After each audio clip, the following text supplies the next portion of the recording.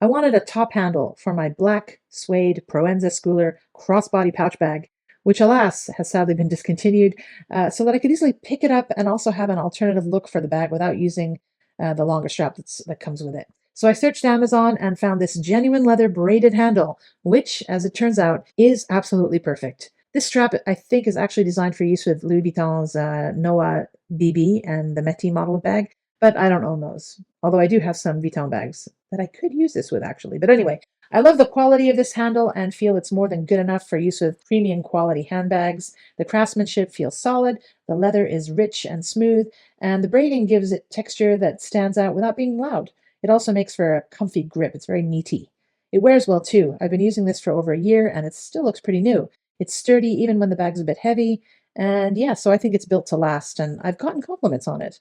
The braided style is a very specific look, mind. I wouldn't call it exactly minimal, but for me, it strikes a nice balance between structure and style. Yeah, I easily recommend this.